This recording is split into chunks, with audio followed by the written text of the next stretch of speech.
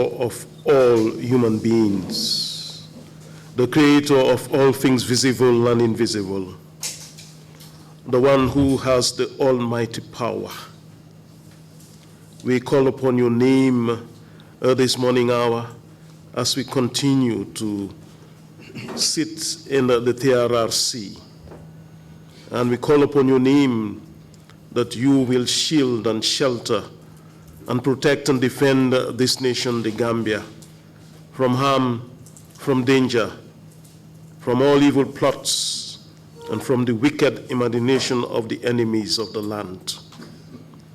That you will ward each and every one of them away from this nation. And so, Lord, as we continue to hear from witnesses, we pray, Lord, that the witness that will come before us will speak the truth and nothing but the truth, and that you grant the commission the discernment to be able to discern between truth and falsehood. And we continue to pray that by Holy Spirit you will grant the populace the patience to be able to wait for the due process of the law to take its course. You who is the judge of mind, we depend upon your own justice, which is fair. This we ask through Christ our Lord. Amen. Amen. Thank you very much indeed, Bishop Odiko. Council, are we ready with this morning's witness? If we are, let's proceed, please. Good morning, Mr. Chairman, commissioners, and members of the audience. We are ready to proceed. Could you kindly bring in the witness? Thank you.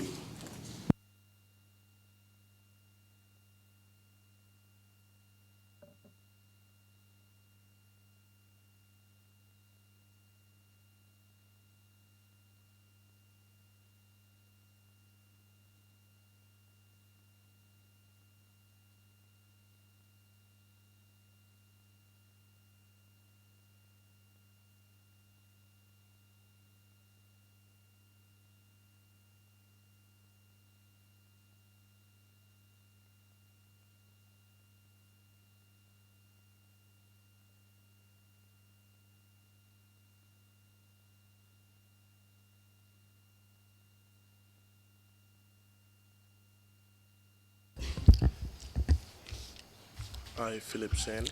I, Philip Saine. Do swear that.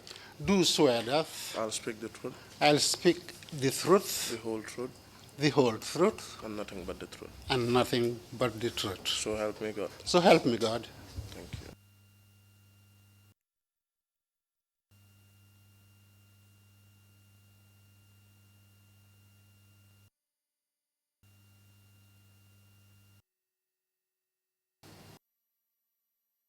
Mr. Saine.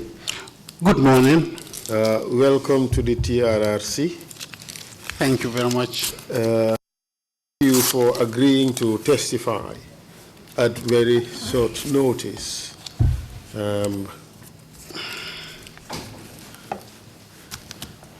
And this morning,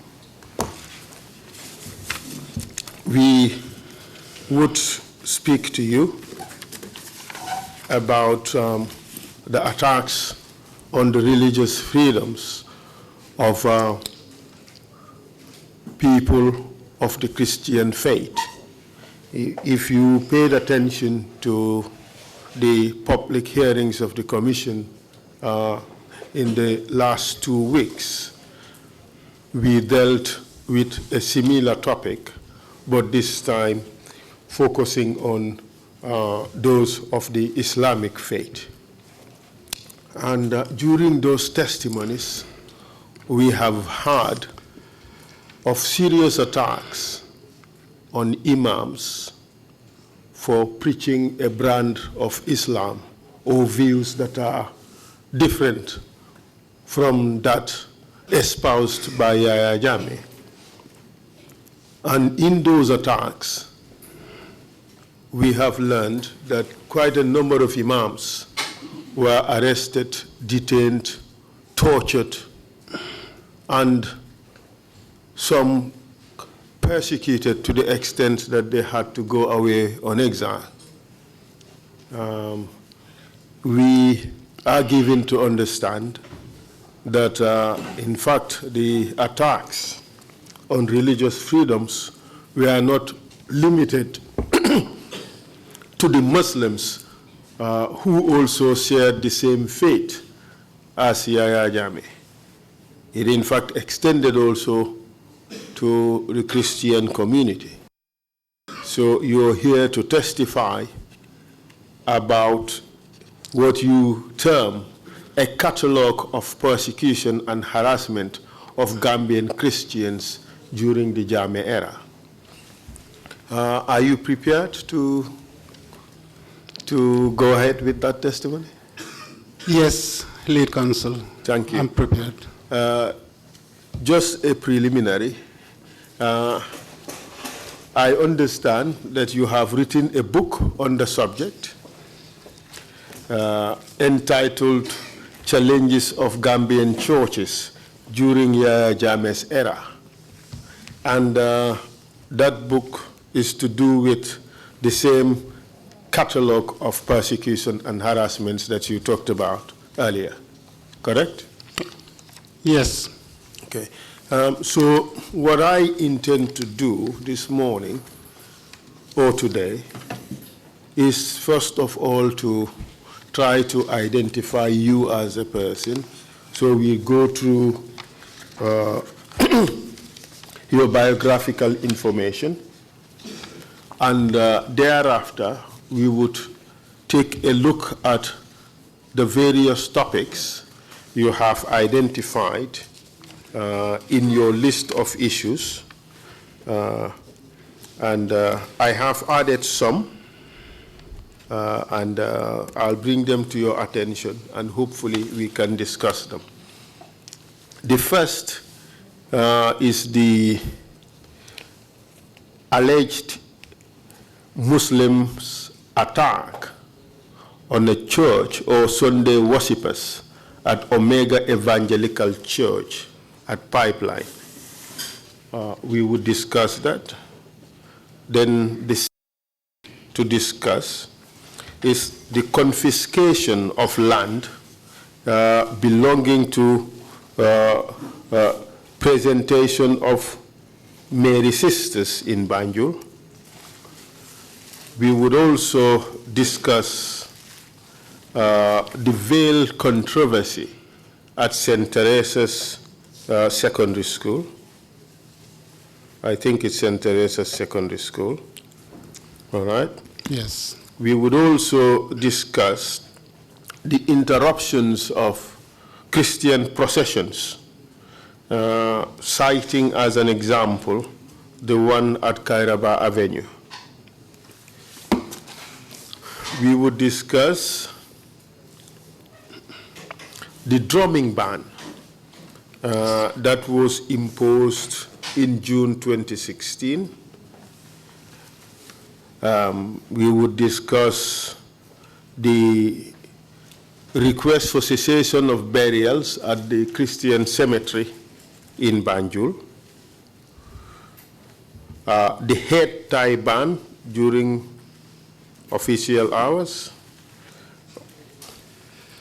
the demolition of churches, the embargo on the registration of churches, and abusive language used against the Catholic clergy.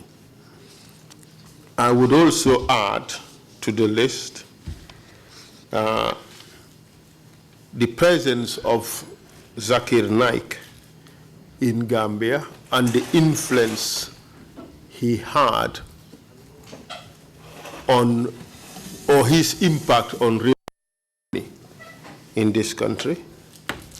We would also deal with the declaration of Islamic State in the Gambia. I have earlier mentioned the head tie issue. And then finally, we would talk about the way forward. What do you think would help engender or foster or strengthen religious harmony in the Gambia as we used to know it in the First Republic. Are you prepared to? I am. Thank you. Kindly tell us your full names, please. My name is Philip Saine. And what is your date of birth, Mr. Saine? 11th February, 1951. And where were you born? Then Batos, we call Banjul, the Gambia. Good. So, and could you give us a brief summary of your educational background?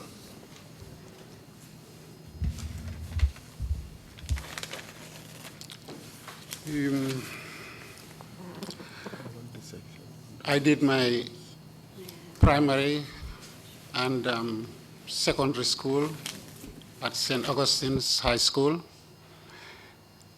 Yes, please. where I graduated immediately after graduation in 1972. I joined the School of Public Health. One may want to know why. If so, I can tell why. Anyway, I enrolled at the School of Public Health to do the. At that time, students were enrolled, qualified students would be enrolled on third grade. So I was simultaneously employed as a third grade civil servant whilst doing the course. Completed the course in '74, had the certificate issued by the School of Public Health. There was an arrangement at that time to also select competent students and expose them to the international certificate, diploma, that was a diploma, we call it Royal Society of Health. That time the exams would be prepared in London. They would satisfy it. But we had to travel to Sierra Leone to sit to the exam. Was it Sierra Leone or Nigeria? I sat to that exam in Sierra Leone. It was nearer to Gambia. And only 2 students were qualified that year to sit to the exam. So I had to go to Sierra Leone. Got this Diploma Royal Society of Health, came back to my teaching, to my public health activities in Banjul and the provinces. At that time also, immediately after qualification, one of the first things you would be exposed to, they call it provincial experience. They want you to see the country, all the health issues. And it was at that time that the school called me back to go as an assistant tutor. I had to stop all the field work, went to the School of Public Health. There I was engaged in different types of research work, some of them international, particularly the Canadian government would join the Gambia government and do those type of research work in the Gambia. Then I proceeded to Nigeria to do the Royal Society of Teachers of Health Science Diploma, which I completed in Nigeria, came back to the Gambia. Which institution in Nigeria? That was the University College Hospital in Ibadan. That was where we did this program. Then I came back to the School of Public Health, continued my teaching until I had another opportunity. I went to Dundee University in Scotland to do the MSc Master's Program, specializing in environmental and occupational health. I returned to the Gambia in '86, came back, continued with my teaching, being employed by the Ministry of Health, until in 1988, when I had an opportunity to go abroad, this time being engaged in Saudi Arabia as a specialist environmental health. Yes, Mr. Sen, I think you can draw the closer to you and sit in the most comfortable posture for you. So feel free and relax, because closer to the microphone, could be a bit tiring after a while. So position the microphone in a way that would make you feel most relaxed. Thank you. So you went to work in Saudi Arabia. Yes, please. From 1988. 1988, yes. Yes, and what position were you working in? What was your job in Saudi Arabia? I took principally environmental health, but at one time I was doing occupational health. This was in Riyadh. Then I went to Medinat Yambu, and I continued with environmental health, plus some teaching, because at that time they wanted to train some Saudis, and I was responsible for young Saudis, train them in the field. That was the time they were starting this process of Saudization. So I was doing environmental health and also teaching and supervising a small public health laboratory which we had. And for how long have you worked in Saudi Arabia? I must have been there for a period close to 21 years, because I was taking contract in 3 years, signing contract every 3 years. Initially, when I left, I thought I would be back in the Gambia after 3 years. I found myself being locked up there, continue signing and resigning until I did it 7 times before coming back to Gambia. Saudi must have been very nice. Yes, some very positive sides, nice company, especially with the Gambian community. We have a small Gambian community here that made me feel very comfortable, like we have a mini Banjul inside Saudi. And I would take it that most of them, the preponderant majority, must have been Muslims, correct? I must say all of them. I was the only one non-Muslim. And you lived quite harmoniously with them, didn't you? Perfectly well. Thank you very much to underline. And you left Saudi in 2008. What did you do thereafter? I came back home. Then the Diocese of Banjul engaged me. They have an office called Catholic Development Office, and I was hired as a project manager. I did that for 1 year and decided to take a second rest, retired. Wonderful. Well, it's quite interesting experience. Now tell us how it felt up in Banjul in a predominantly Muslim society while you professed the Christian faith. I was growing up, I never felt I was a minority. That never occurred to mind. It was later, when I started reflecting back, that certain things come to mind. But whilst going through it in Banjul, the different faith, and even people without faith, we all joined together and worked and lived harmoniously. We shared everything with Muslims and non-Muslims. I'm referring here to people whose parents believe only in the Jalang and the Tur, which was not in conformity with Christianity. Yet we have also the Christians and the Muslims.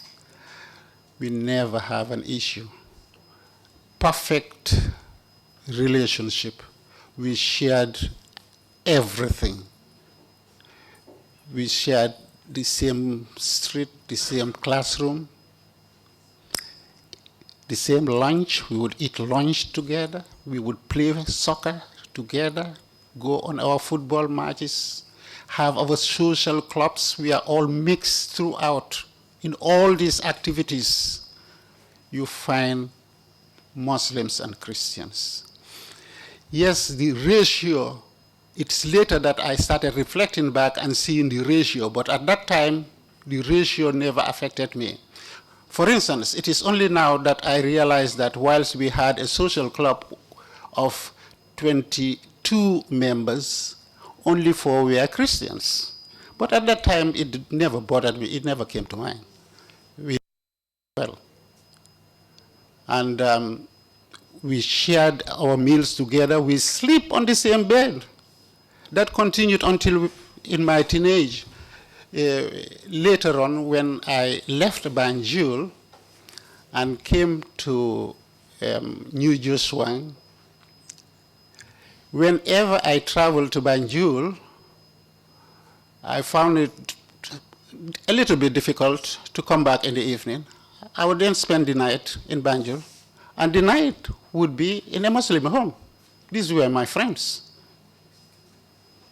Been catered for, been provided for by a Muslim in a Muslim home. But as I said at that time, it never came to mind that you are doing this in a Muslim home. That was the last thing to occur in my mind. Throughout the First Republic, did you ever have occasion to feel that you are discriminated on grounds of religion, or that your exercise of your faith was being unduly restricted? Not at all. Especially at place of work, not at all. Maybe in a small way in society where we socialize. We used to have social clubs. After our studies, we would go to the beach, Banjul Beach, and play soccer. In many instances, at the end of the soccer, we would fight. Who would be fighting? Against club. One club against the other. Who is in that club? If you fight my club, you will be fighting 24 Muslims. It's only 4 Christians you will be fighting. But we would fight. We go and play tennis illegally on the road, and the police will be chasing us because we would be obstructing traffic, and it was risky. But at that time, as young people, the risk, we would take any risk. We will see the police van coming. We could tell at a distance before we sight the vehicle. We could tell by the sound of the vehicle, we could tell which of the police van was coming. And then we would run to the nearest home. Perhaps there were only a very few police vehicles available. Yes. They had patrol vehicles. Maybe 3 or 4 for Banjul. And whether those names were official or it was us, the Ndongo boys, who gave those names to those vehicles, I cannot tell now. But we could tell, it is Tiger coming, it is Romeo coming. And when we rush into a home, who gives you shelter? Who covers you? Who protects you? It's invariably a Muslim home. But as I say, we never differentiate between one home to another based on religion. Oh, no. That never occurred. And in terms of religious feasts or celebrations, what were the arrangements? Still in that period in Banjul, if I can recall very well, the Christians would celebrate in a large extent, a big celebration, the Christmas and the Saint Mary or Assumption, which is in August. These two feasts, they would celebrate, and I will say the third one, Easter. The Christians would prepare themselves for the feast. Invariably, the Muslims would come and greet them. From my house, if it is a feast day, I am well dressed. An elder would come and spread cloth, usually hair tie, and I will step over it, and I feel great, and I'll dip my hand into my pocket and put some cash, some money, some coins, whatever on it. Those were Muslims. So this concept of lalal nala Yes. transcended religious lines. Yes, of course. Then, after the service, in many cases, they would also come and receive us. You have finished your prayer, you are coming out full of blessing. They would come to share with that blessing. And again, too, some will spread cloth or will greet you and even beat the drum, tama for you, celebrate with you until you go home. And the day continues with feasting. After the church, invariably, it's feasting that continues. That is for the Christmas. And for the Easter, at that time, we will have, the Christians' homes will have what they call Judas, artificial Judas, because it was Judas, according to the scripture, who betrayed Christ. So we will take imitation of that day and make our Judas. Effigies. Yes, yes. And then after church, again, we will go and celebrate and beat this Judas, hit Judas very hard until Judas would end up being dumped into the sea. Judas Dore Ringon. That's right. And who was in that celebration? It is a shame today we call people, identify them by faith. Anytime I'm coming to mention people by faith, I feel it. Why should I be mentioning by faith? Because we never used to. Boys would go and hit the Judas, and boys would come back. Who are the boys? Regardless of Regardless of tribe or religion, across the board. And then we will make the nanburu, which is a form of a meal distributed to your Christian neighbors. And it had a wide distribution in society. You would like to give to any Muslim neighbor. Now, if it is the Saint Mary, the Christians have a procession, and during that procession, especially the Divine Mercy procession, coming from Holy Spirit to Hagan Street, the Christians would be anticipating meeting with Imam Tafsir Gay.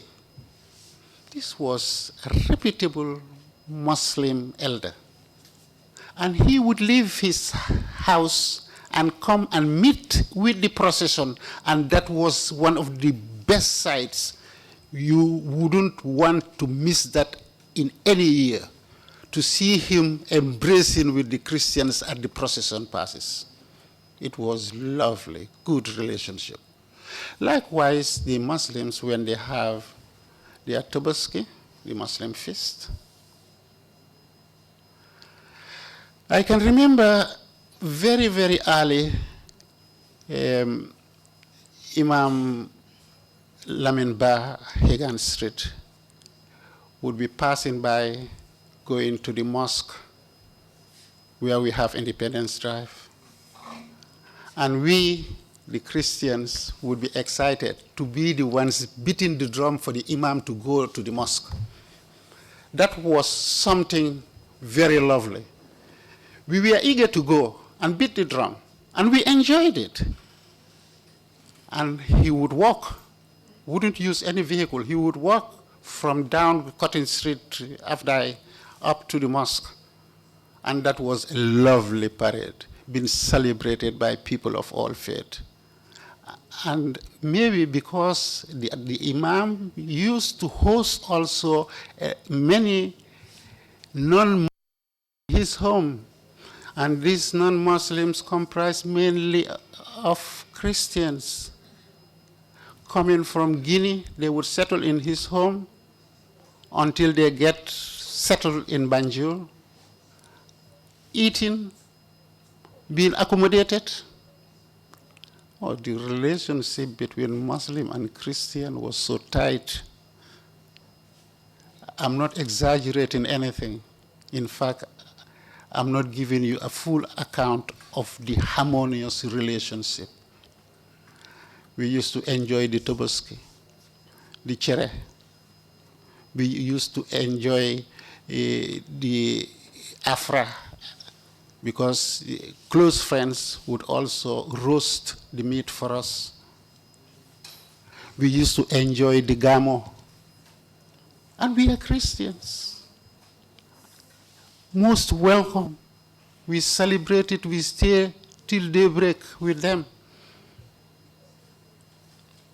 We used to go together with the Taliban, Muslims and Christians celebrating it. Come on. It is only now that you don't find that. And what changed?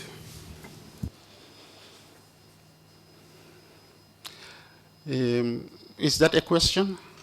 Yes. If so, I didn't get the question. What changed and when change happened? The social interaction was diminishing. Remarks that were unknown started coming in. Remarks like,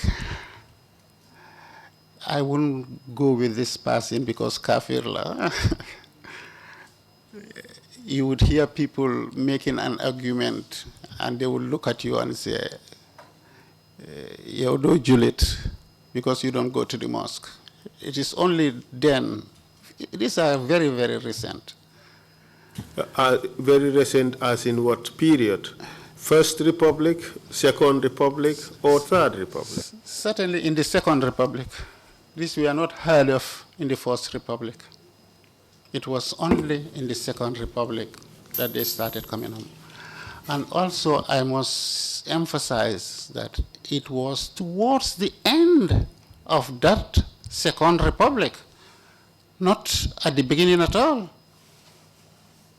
But gradually, in the Second Republic, there were some few problems that started to crop up, which people may rightly or wrongly interpret as an attack on religious freedoms. Would you agree? I do agree. And it was, in fact, because of the violations or perceived violations that you are aggrieved about, which occurred in the Second Republic, which prompted you to write a book on the subject? Yes, lead counsel. That's true. And what is the title of the book?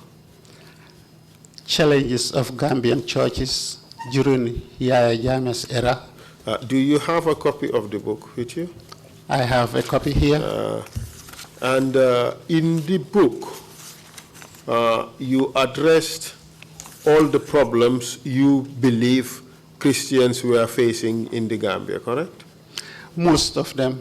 Okay. Would you like to produce the book as an exhibit? Could you take it from? Mr. Chair, we ask that this book be included in the record as Exhibit 116, if the Commission so approves. Request granted. Thank you very much, Mr. Chair.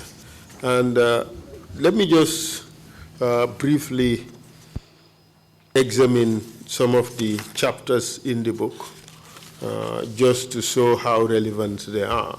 But first of all, in writing this book, you drew experience from living in Saudi Arabia, which is an Islamic state. I do. And your earlier life in Gambia, which essentially, and mark my words, which essentially was a secular state. Those are the experiences in which you drew from. Yes, please. And in the book, that's why you wrote a chapter, brief chapter, on the history of Gambia, and then you talked about the declaration of Islamic State by Yahya Jammeh. Yes, I do. And then you talked about the various interventions or efforts of certain Christians groups to address the problem, like the Knights of Saints Peter and Paul. The reaction of the Supreme Islamic Council to the declaration of Islamic State. You talked about Dr. Zakir Naik. Yes, please. And of course his effect in Gambia and his activities versus that of Father Edward Gomez, I think. Yes, please.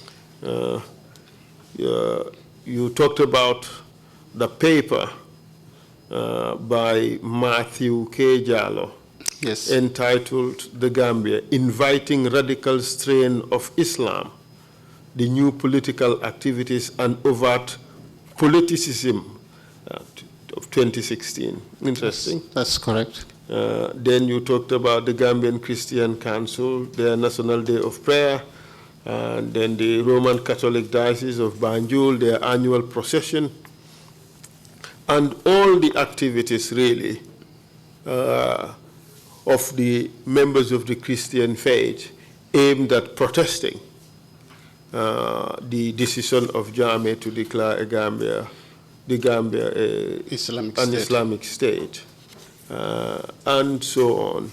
And you talked about all the other activities that also led to the removal of Jammeh when he lost elections, and the inauguration of, or the ushering in of the Third Republic with the inauguration of Adama Barrow.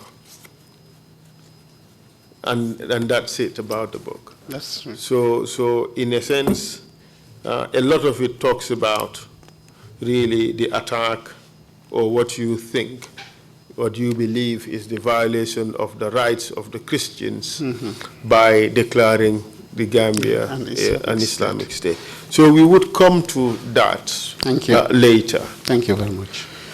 So for now, we should start with the of complaints, or what you call the catalogue of persecution and harassment of Gambian Christians. And the first one you mentioned is that on Sunday, 5th February 1997, a number of Muslims from Pipeline Mosque attacked some regular Sunday worshippers at Omega Evangelical Church of the Gambia. Can you tell us more about that? This church is situated at close proximity to a mosque. And that is the outstanding thing, the close proximity. Ideally, there should be a minimum distance, which is quoted by law, between a church, site of a church, and a mosque. And the people who came up with that piece of legislation made no mistake. They had a good foresight. The mosque had worshippers who came on a special day of prayer. It was different from any other day. It was a special day of a prayer. And before they gathered round for the prayers, the Christian community was already assembled inside the church. One may ask and even speculate or think that they were not even aware of the presence of the Christian community. That can be argued. They spread their prayer mats, which is not unusual, around the mosque, occupying part of the road. When the Christian group from the church were ready to go home, the area, the exit points were fully occupied. And tension and noise started coming up. People who want to pray in the location and people who want to move, to be allowed to move away from that area. And it led to a commotion. And the people who were at prayer, when they finished their prayer, they took revenge also, particularly the youths. They hurled some stones onto the church. Some windows were broken. The police intervened. The police made some arrests. Some of the people arrested in the church never even witnessed the incident because as a result of the commotion, they had to come in to find out. By the time the police came to arrest, you were in. You were in the wrong place at the wrong time. They bundled them all up, took them to the station, and some of them spent a day or two in the station. And there were unpleasant exchanges between those arrested and the Inspector General of Police whom they found inside the station when they were being escorted in. Remarks like they were identified, or some of them were identified as non-Gambians, and threatened to be sent out of the country.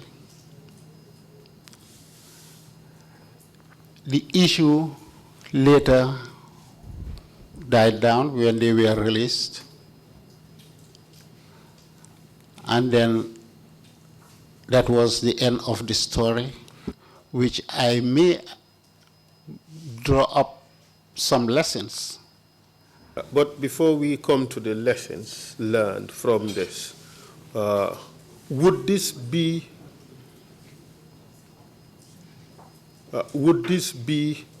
your first experience or knowledge of direct confrontation Sure. between Christians and Muslims? These were strange things happening in our environment. Okay. So New things. This was basically an aberration from everything that had happened before. Yes. It's Sure.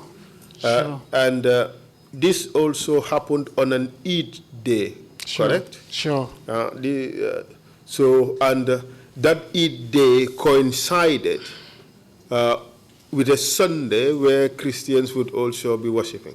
That is, in fact, a rarity. It does not, it does not happen too frequently that you'd have Eid on a Sunday and Christians and Muslims both praying at the same location at the same time. So this was, and this was in fact the first instance, at least at around that area where this thing is happening. Sure.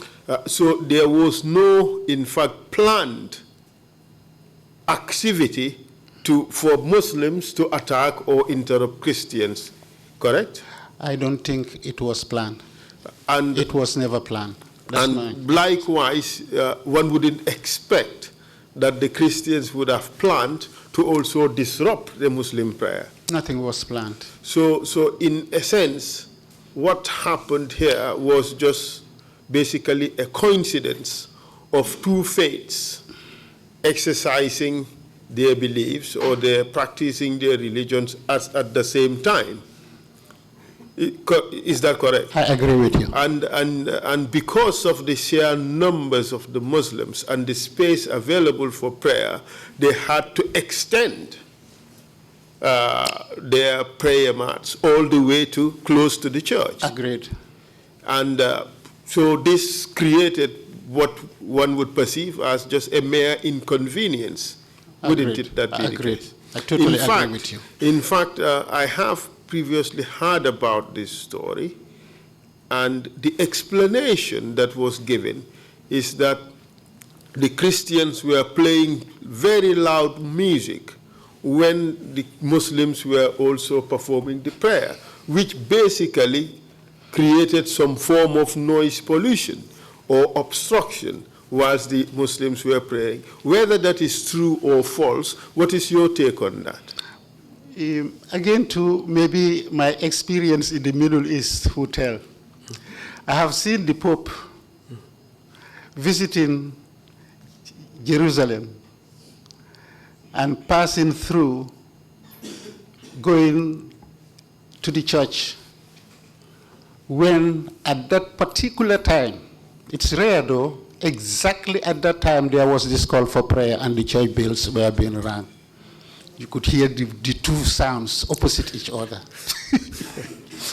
But I was in the midst of Muslims as usual.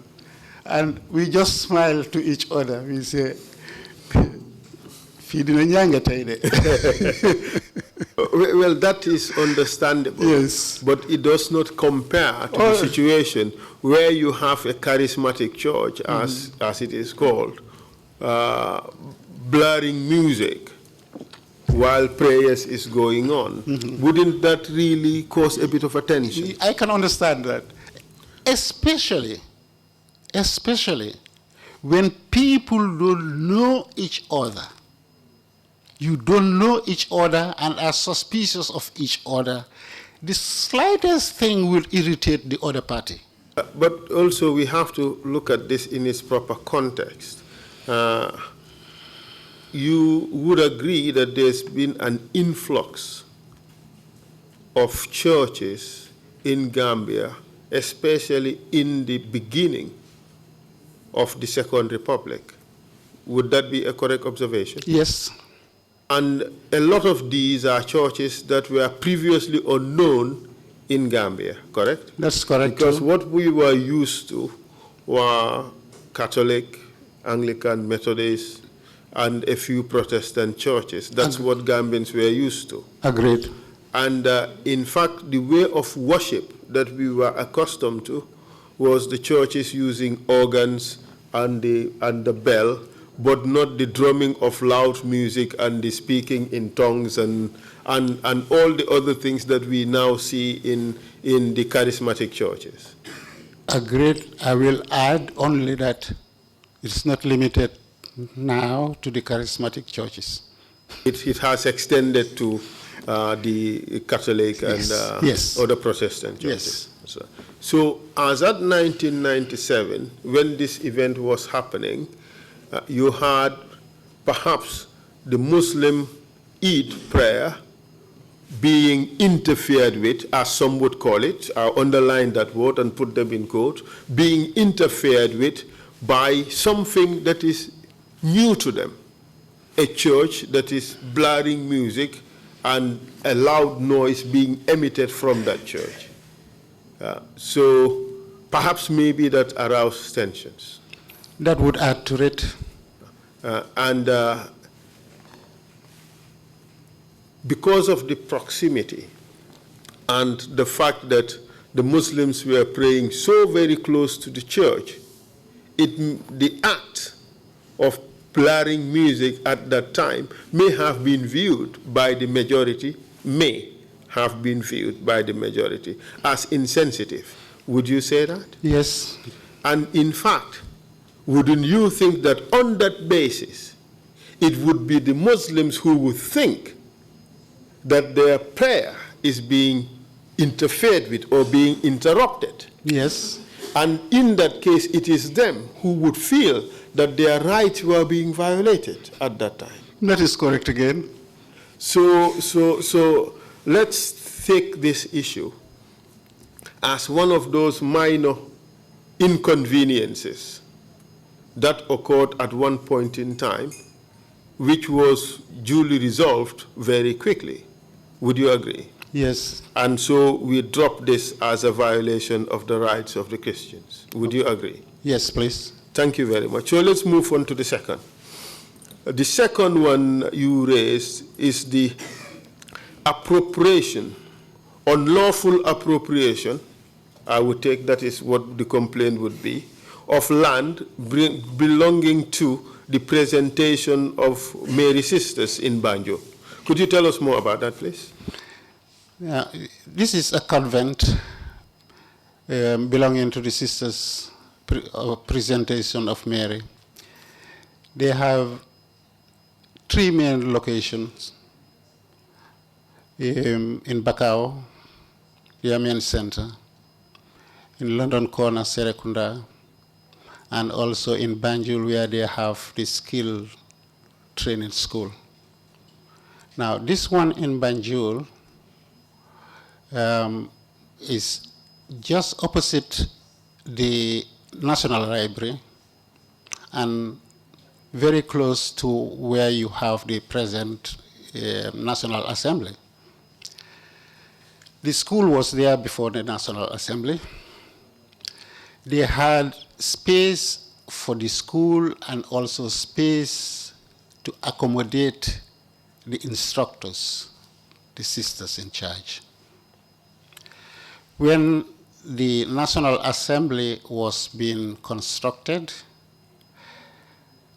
they encroached into and occupied a great portion of the school, which compelled or which resulted to losing the residential area. Only the school location was saved.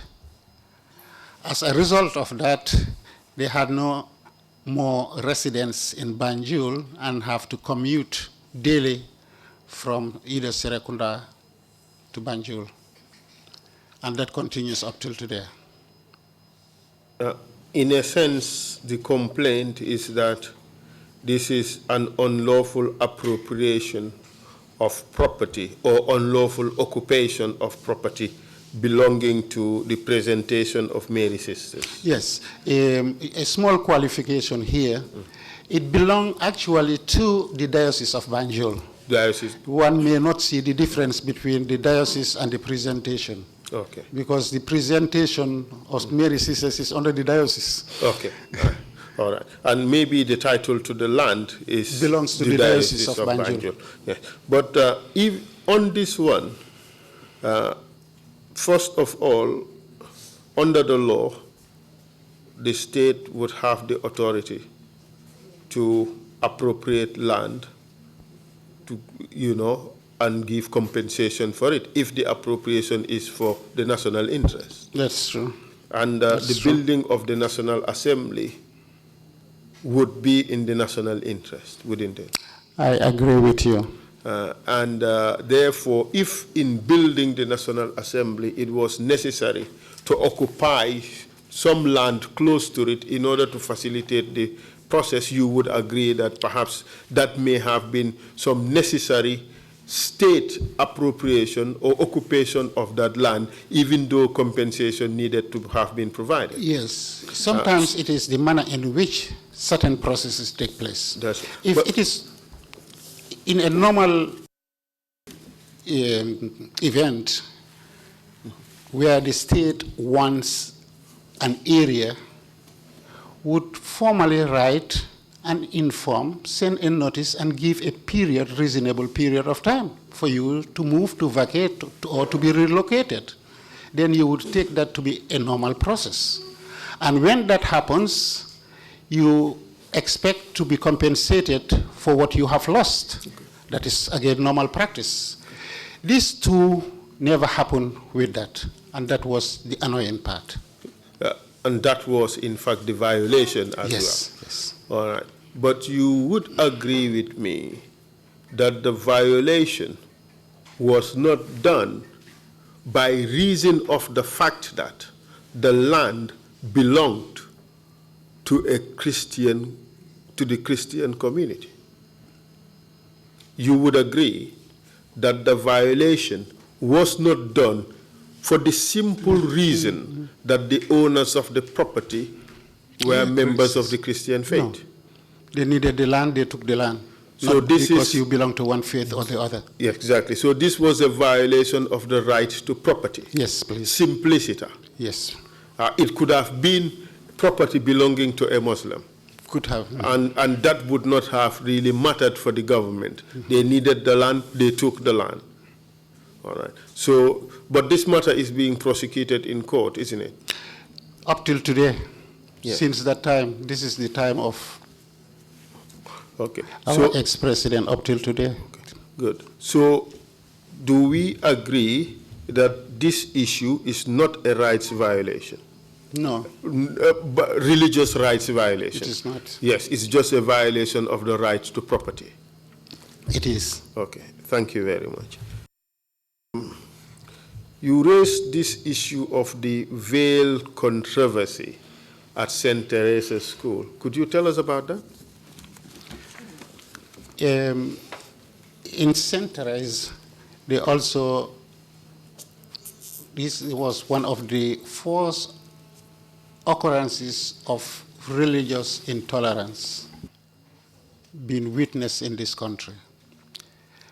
It so happened that one day, the students entered the school premises.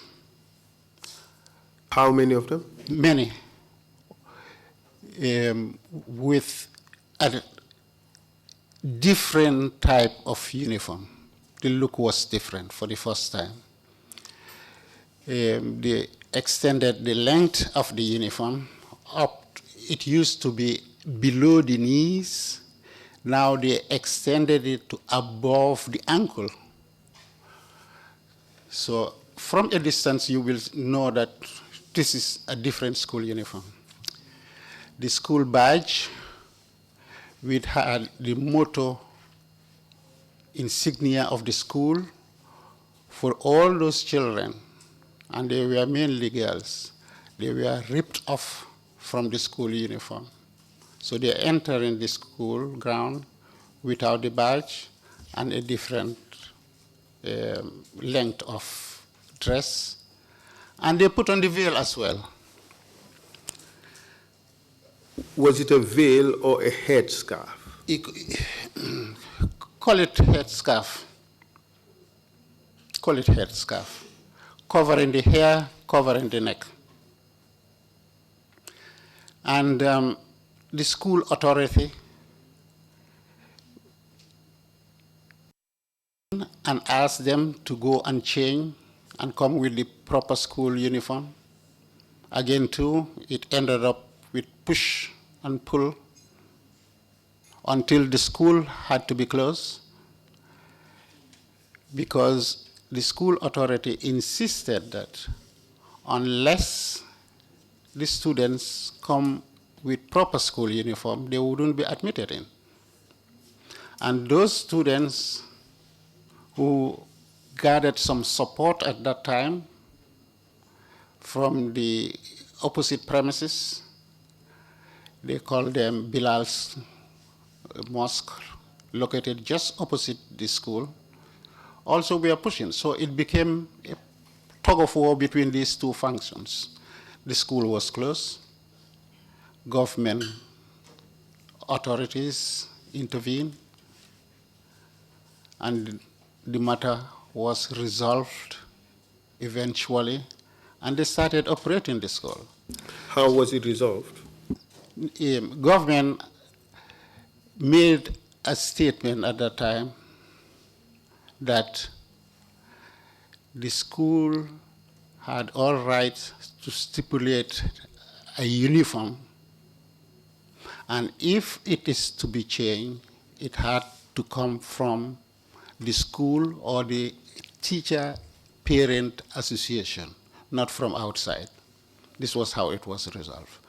Was it resolved? Was the school happy with the outcome? Yes, yes. And if you look at some of the, let's look at the action of the students. You said they rip off the badge. Did the badge have any religious insignia? Yes. What was that? A cross. And the school, what type of a school was it? Was it a private school? A mission school. Obviously, then private school. Mm-hmm. And which mission? What type of Catholic a mission? mission. Catholic mission. So, in effect, what you have here was just a disagreement or a protest by a group of students against school policy, and it was resolved by government intervention in favor of the school. Yes. So in a sense, there is no violation of the religious rights of the mission as such. Again, this is my personal experience, my personal encounter with this particular issue. Mm-hmm. I happened to be at that time in good communication, good relationship between a sponsor of the school, that Bilal school opposite the school. Mm-hmm. He is a Muslim, a Gambian, a good philanthropist, working in Saudi Arabia. And because he's a Gambian, we associate together.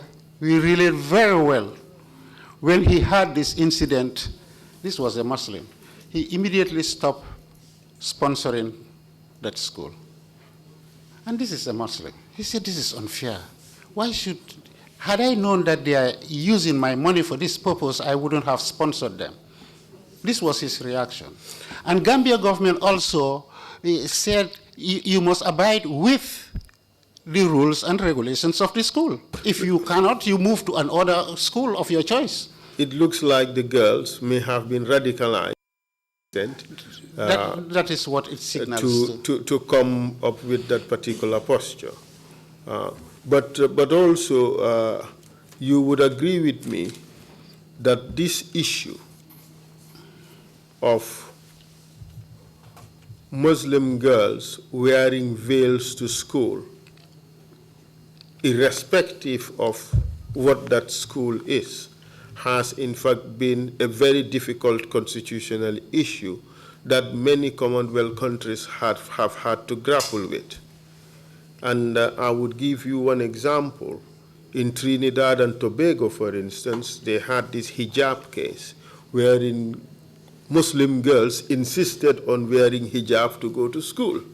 And the schools argue that this is not part of the school uniform. And the matter ended up in court and, in fact, went all the way to Privy Council.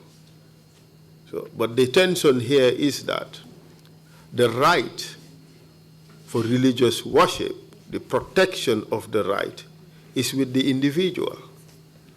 And the institution is just to provide education. So you have this tension. I think this is a matter that would need policy intervention instead of really law, because what is right and what is wrong is really difficult. The position taken by Gambia government was, in my view, an interesting policy intervention. And perhaps in many quarters that would be viewed as correct. If you want to wear the veil to school, go to a school that accepts it. If you want to go to this school, you have to comply with the rules of that school. You would agree that that Yes. is a good decision? Sure, I But would agree. But somebody else would say, Would not agree. somebody else would say that this person has a right to education in the school of his or her choice, if he meets or she meets the requirements, and has the right to observe the edicts of his or her religion. So this is a difficult one. It is. But even in Turkey, yes, please go ahead. even in Turkey, it happens. When Turkey, which is everybody knows is an Islamic state, but they say that it's a secular state, the veil issue came up, and they were saying that women should not be veiled in public spaces, including schools. This happens in Turkey. Yes, it is a difficult issue affecting many nations. My colleagues have just provided something. That is quite interesting. These are statements of some of the imams about this particular issue, and I'll just quote some of them. Imam Abdullah Fati of State House is reputed for saying, or credited for saying, the following quote: "The fact is that there is lack of proper Islamic conduct in the Gambia, otherwise the veil issue will never raise controversy or heated debate," unquote. Imam Sajah Fati of Talinding Central Mosque. No, let me just continue reading Imam Fati's statement. He says, "All should allow girls to wear hijab to school because it has nothing to do with the performance of the girl child. Whether the school authorities want it or not, students will veil themselves by Allah's will." I'll take that again. Whether the school authorities want it or not, students will veil themselves by Allah's will. The veil issue will undoubtedly put many parents into hell if they fail to ask Allah's forgiveness. It is an irony to hear parents lamenting against the veil, calling it a new thing in the Gambia. Such statements are misleading and offensive to God's sanctity. It is therefore incumbent on government to stick to the right Islamic teachings than to fear any mortal being. They have the powers to succumb to good morals in the society, or else fear God's wrath on the day of judgment, unquote. What do you say to that? That is very interesting and typical of this Imam whom you've quoted. I've heard him even being called, nickname Imam Changal. This is how society view him also, to be extremely radical, and his views non-negotiable, and that he occupied a seat in the State House Mosque, which gave him very close proximity with the head of state. It came to a stage where you find it difficult to identify him and the head of state, whether he was the president, was the imam, between the two. Their activities were mingled together. Maybe they were good friends. And this is a typical example of state influence onto religion. But all that said, we have to put things in the proper perspective. If there would be any violation of religious rights, it would be that of the students and not necessarily the school. Would you agree? Agreed. Yes. And the law, as it is in Gambia, is that the state may interfere or may restrict the exercise of a religious freedom in the interest of public order and in the interest of morality. May do that, yes. And your take is that the interference by government in insisting that the schoolgirls wear the uniform, accepted uniform of the school, would be for purposes of ensuring order within the school. Agreed. Let's flip it. Mm-hmm. In schools that espouse the Muslim faith, okay, Christians that go to that school wear the accepted uniform. They do. So what would be the situation if they now refuse to wear that accepted uniform? Take, for instance, a Catholic girl attends Muslim high school and they have to wear a headscarf. Would it be right for the Catholic girl to refuse to wear the headscarf to go to the school? Would it be right to refuse abiding by the rules and regulations, that is the school uniform, prescribed? They should. This is what I would advocate. Well, this is an interesting policy prescription for government. Like should be treated alike. Perhaps maybe that will solve this problem. I offer no solution to this particular issue. The solution should come from you, and perhaps that is something to be noted. But this is a problem that is likely to emerge again unless it is settled either by educational policy or by legislative intervention, or maybe a judicial decision as you have in the West Indies. But this is a problem that would continue to come up. So let's move on to the next one that you raised. Mr. Chair, perhaps at some stage, maybe we would print out these statements that have been made on the subject and present it to the Commission, because it would be important perhaps for the Commission to pronounce itself in some of the inflammatory statements or strong words that are used in some of these statements that are made. I mean, of course, there's a right to freedom of expression, but equally, it's wrong to really stoke fires when there are difficult differences, such as this one. It for the Commission to take a look at. So now let's move on to the issue of the interruptions of the religious processions. You cited one example at Kairaba Avenue. Yes. The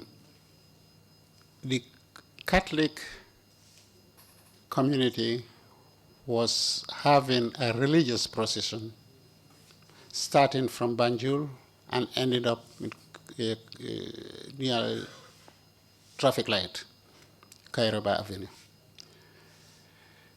They experienced some interruptions during the process. The first interruption was at the Arch, Independence Drive. As they approached, police stopped them and asked them not to pass through. Whilst they were answering to that, another question came up, and they said State House wanted to know what that procession was about. One of the priests leading the procession explained why the procession, saying that it was a religious march. And for the person who brought that question from State House, who wanted to know, he gave him that answer to go and tell whoever sent you that this is a religious procession. Allowed to pass through. That was the first incident. And that one, you would say there was no violation of rights as such? It was strange to see a religious procession and to stop it and to inquire. There is nobody here who wouldn't identify a religious procession. They knew for sure that it was a religious procession. But when it was explained that it was a religious procession, they passed through. It was allowed to pass. It was allowed. They passed through. So that would have been some minor interruption, yes, but not necessarily. It is a minor one. Yes, okay. Proceed, please. They continued up to Kairaba. At Kairaba Avenue, a vehicle came right in front of the procession with a speed that was unusual. Again, the people who were leading the procession, those in front, attempted to stop him. And he pushed his way, forced his way through, past the first group of, call them elders, they were seniors who were trying to divert the traffic, stopping the traffic. And he passed through right into the procession with an accelerated speed of annoyance and vengeance, and nearly hit a girl who had to be quickly shoved away, but still sustained some injuries. And because of those injuries, the people who were in the procession retaliated onto the owner of the who had to run for his life and abandon the vehicle, which was smashed and broken. So the person ran away. Was just a lone individual? Yes. Who interfered with what you were doing? Yes. And the person was taught a lesson? The person was taught a lesson? Yes. And, yes. And those who were responsible for teaching him a lesson were not taken to court. They were not prosecuted for the assault. Mm-hmm. So in a sense, this can just be consigned to the box of one indisciplined person who just did not refuse to exercise patience. Mm-hmm. And tried to disrespect the gathering and was swiftly dealt with. Yes. The important thing here to mention both incidents is that the frequency at which such incidents are happening were unknown in this country. All of a sudden, within a short space of time, such occurrences start becoming the norm. That's the important thing. But how many times have you noticed interruptions in these types of processions? You have interruptions of religious activities, not procession. religious activities, including procession, including prayer, including the, celebrations in home, you know. And the space of time that it happened, it was too short that one would pay attention to it. They were all signaling to something. These were signals that should have been picked up, corrective measures adopted. That's right. Any interruption of a religious group in exercising their religion would be a violation, of course, of their rights. But on this particular case that we talked about, was it an interruption on the basis that these people were exercising their faith? Or was this just a person who was impatient at the road having been blocked by a group of people, regardless of whether or not the group were a Christian group or not? For sure, it was because it was a Christian group. And if they belonged to the same faith, he would have done something else, even diverted his course and taken other route. So you think this is a display of religious intolerance? Intolerance, it was. Okay. All right. Okay, let's leave it at that, and then we proceed to the other point that you raised. But perhaps before then, you mentioned this issue of interferences in the exercise of your religion. Could you give other examples apart from this one we just talked about?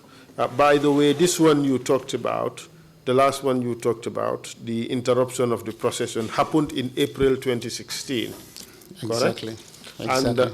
And the veil controversy occurred between April and July 2003. Correct? Yes, correct. And the appropriation of the land, or the expropriation of the land, belonging to the Diocese of Banjul was in 2010. Okay. All right, good. So could you give us other examples where the exercise of religion was interrupted by people? There was this ban on drum and dancing and music coming from the Inspector General of Police. Mm-hmm. Oh, that is the ban on drumming. Yes. Yes, we would come to that. Perhaps that would require a separate discussion. Okay. Could you cite other examples? No. Let's leave that for that occasion then. Okay. Perhaps, Mr. Chair, this is a convenient time to stop for the first break. And over to you, Mr. Chair. Indeed, good timing for that. We'll take a 30-minute break and come back at 12 noon. Meeting is adjourned. Thank you very much.